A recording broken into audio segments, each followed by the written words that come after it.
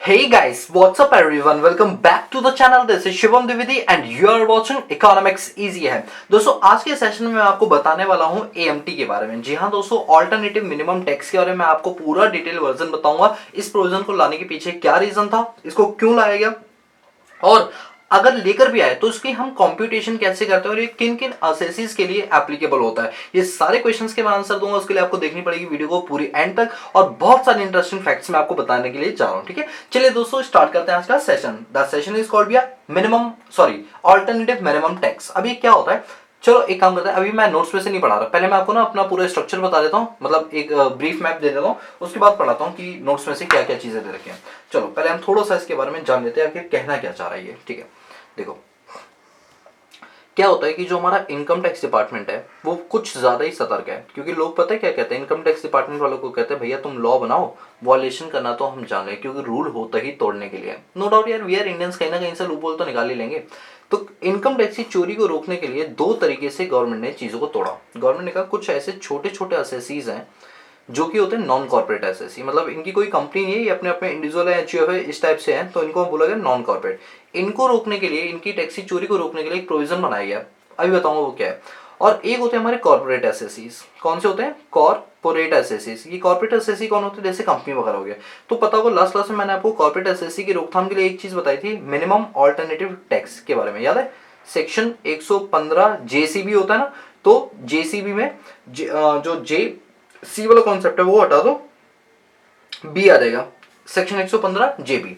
लेकिन जो non corporate SSC, जैसे मैं और आप लोग हैं, तो हम कोई कॉर्पोरेट एसएससी नहीं है, हम एक नॉर्मल इंडिविजुअल है, तो हम भी तो टैक्सी चोरी कर सकते हैं ना। तो हमारे लिए गवर्नमेंट ऑफ इंडिया ने क्या किया, हमारे लिए प्रोविजन बनाया है जिसका नाम रखा है AMT, ऑल्टरनेटिव मिनिमम टैक्स। इसका जो सेक्शन है सेम वैसे ही चलेगा जैसे आपने इसमें पढ़ा था। जैसे जेसीबी थे ना, तो अब एक बात, जैसे JCB, इसमें से बी हटा दो तो JC, सेक्शन क्या आ गया? जेसी, और उसमें से सी हटा दो तो बी आ जाएगा। इस तरीके से आप सेक्शन याद कर सकते हैं। ठीक है, देखो अब मैं आपको बताऊंगा एमटी का प्रोविजन। पहले एमटी की फुल फॉर्म जान लो क्या होती है।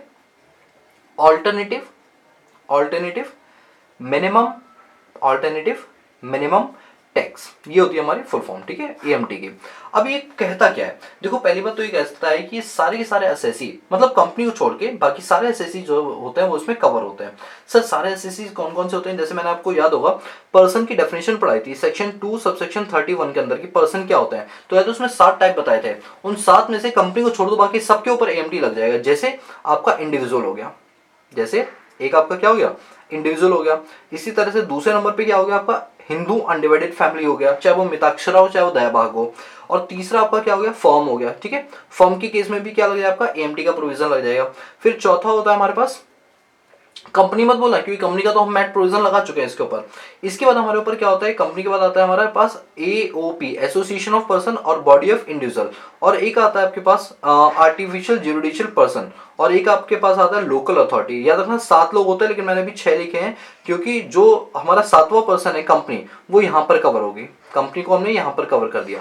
तो ये जितने भी बच्चे हैं इनको हम बोलते हैं नॉन कॉर्पोरेट एसएससी। इन्हीं को क्या बोलते हैं, नॉन कॉर्पोरेट एसएससी बोलते हैं। और इन नॉन कॉर्पोरेट एसएससी के लिए हमने क्या किया हुआ है, एक तरीका निकाला है ताकि इस टैक्स की चोरी को यहाँ पर रोका जा सके, और उस तरीके का नाम है ऑल्टरनेटिव मिनिमम टैक्स यानी AMT। और सेक्शन क्या है, 115 JC, जैसे JCB है, बी हटा दो JC। ठीक है, तो ये हमारा सेक्शन है। अभी क्या बोलता है, ये बोलता है कि देखो पहला तो तरीका ये है, आप एक काम करो, सबसे पहले जैसे आप नॉर्मल टैक्स निकालते हो, जैसे आपकी जो जो भी आपका स्लैब रेट है उसके हिसाब से क्या करो, आप अपना टैक्स निकालो। देखो सबसे पहले बोला जाता है जो भी आपका स्लैब रेट है या फिर आपका कोई फ्लैट रेट है, जो भी आपका स्लैब रेट या फ्लैट रेट है उसके हिसाब से आप अपना टैक्स निकाल लो। अच्छा कैसे निकालेंगे, ये अपनी हेड्स ऑफ इनकम लिखेंगे। और आप जानते हो इंडिविजुअल वाले केस में पूरे 5 हेड्स होते हैं, ऐसे नहीं सैलरी आप छोड़ दो। सैलरी हम किस में छोड़ देते थे, मैट प्रोविजन में सैलरी छोड़ दी, क्योंकि कंपनी सैलरी से इनकम नहीं कमाती इस वजह से। तो हम कैसे निकालेंगे टैक्स, ऐसे निकालेंगे। देखो income under the heads of salary, जो भी आपकी सैलरी से इनकम हो रही हो वो यहाँ पर लिख दो। इसके बाद income under the head of, income under the head of house property, उससे जो इनकम हो रही है वो यहां पर लिख दो। इसका तीसरा क्या होता है हमारे पास, income under the head of, income under the heads of PGBP, P, जो भी आप इनकम कमा रहे हो पीजीपी से वो लिख दो। इसके बाद एक और इनकम है आपकी income under the heads of capital gains, तो कैपिटल गेन से जो इनकम हो रही है वो यहाँ पर लिख दो। इसके बाद एक और है आपके income under the heads of other sources, ये पांचों के पांचों इनकम को यहाँ पर क्या कर दो, जोड़ दो। इसके बाद इनको जोड़ के क्या आ जाता है आपका टोटल हेड्स ऑफ इनकम आ जाता है, ठीक है। उसमें ऐड कर देंगे क्लबिंग प्रोविजंस, ये लो चलो मैं लिख देता हूँ, ये आपका आ जाएगा टोटल हेड्स ऑफ इनकम, ठीक है। ये आपकी टोटल हेड्स ऑफ इनकम आ गई।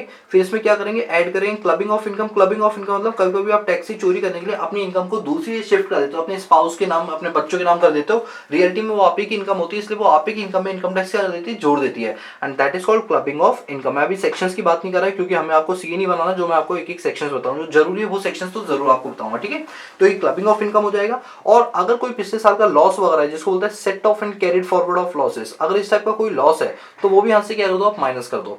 इसके बाद जो हमारे पास फिगर आएगी, that is called GTI, gross total income. इसमें से क्या करो, आप अपने डिडक्शन जो कि अंडर सेक्शन 80C से लेकर 80U तक की होती है, वो आप यहाँ पर क्या कर दो, माइनस कर दो। इसको माइनस करने के बाद जो हमारी इनकम आएगी that is called net total income, जिसको क्या होता है, एनटीआई। अब इस एनटीआई पे आप क्या लगाएंगे, जो भी आपका होगा, चाहे वो स्लैब रेट हो या फ्लैट रेट हो। चलो मैं एक काम करता हूँ, मैं कर देता हूँ स्लैब रेट, ठीक है। जो भी आपका स्लैब रेट है, उससे आप अपनी टैक्स लायबिलिटी निकाल लो। किसके ऊपर, एनटीआई के ऊपर। एनटीआई के ऊपर स्लैब रेट निकाल के क्या निकालेंगे, अपना टैक्स निकाल लेंगे। अच्छा, जो टैक्स आया वो ऐसे नहीं कि बस यहीं पर टैक्स आ गया बस बात खत्म होगी, नहीं। इसके अलावा आपका जो भी टैक्स आया आप उसमें क्या करेंगे, सरचार्ज वगैरह को ऐड करोगे, नहीं करोगे। या एक काम करो, अभी आप सरचार्ज वगैरह कुछ ऐड मत करो, अभी आपने जो टैक्स निकाला बस उतना बता दो कि ये कितना है। हमने कहा भैया इतना है। गवर्नमेंट का ये तो अपना नॉर्मल तरीका ना, जिससे आप निकालते ही हो। अब एक काम करो, अब आप हमारे तरीके से भी निकालो, जो तरीका हम आपको बता रहे हैं ना, एक बार उससे भी निकालो, देखते हैं किसका टैक्स ज्यादा आता है, ठीक है। तो गवर्नमेंट से आप एक काम करो, आप एक बार एएमटी के प्रोविजन के हिसाब से भी अपनी इनकम निकाल लो। एएमटी मतलब ऑल्टरनेटिव मिनिमम टैक्स के हिसाब से भी अपनी इनकम निकाल दो। सर एएमटी प्रोविजन से कैसे निकालते टैक्स, तो कहा गया कि आप क्या निकालो, एडजस्टेड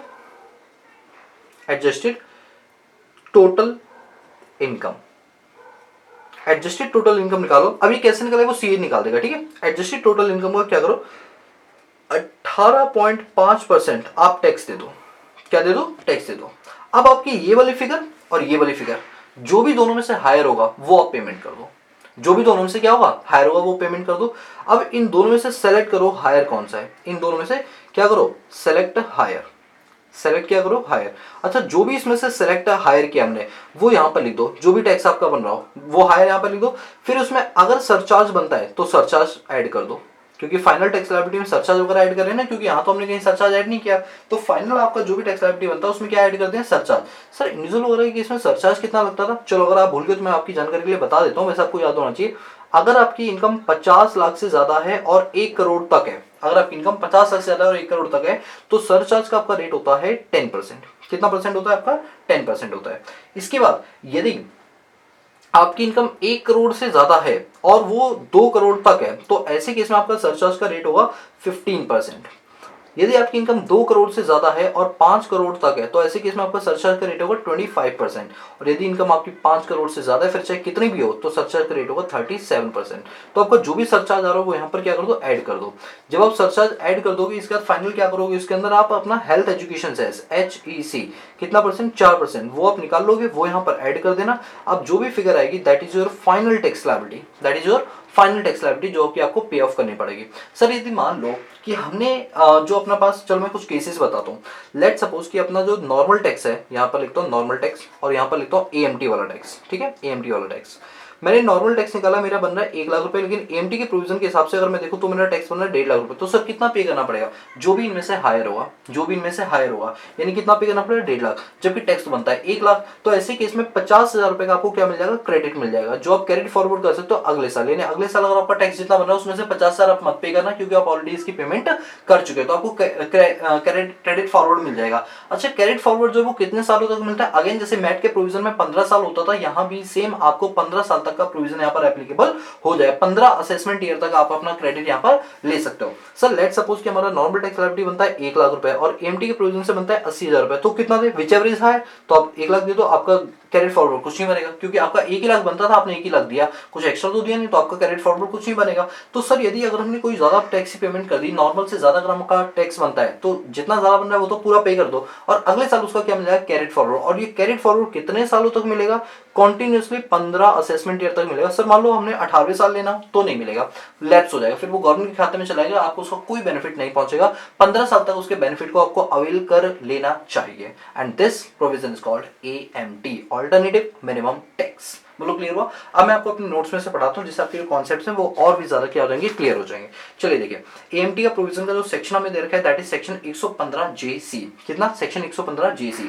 ये किन के ऊपर एप्लीकेबल होता है? ये सारे के सारे एसएससी पर एप्लीकेबल होता है, लेकिन कंपनी पर ये एप्लीकेबल नहीं होता, क्योंकि कंपनी पर क्या एप्लीकेबल होता है, मैट का प्रोविजन एप्लीकेबल होता है। ठीक है, और इसमें याद रखना, जो भी एसएससी अपना क्लेम कर लें सेक्शन 80 IA और RRB तक, वो इसके अंदर अप्लाई नहीं कर सकते हैं। ठीक है, चलो खैर आपको इतना नहीं पढ़ना, देखो आपको इनकम टैक्स थोड़ी पढ़ा रहा हूँ मैं तो आपको बस प्रोविजन बता रहा हूँ, इसलिए आपको ये सब नहीं पढ़ने की जरूरत है।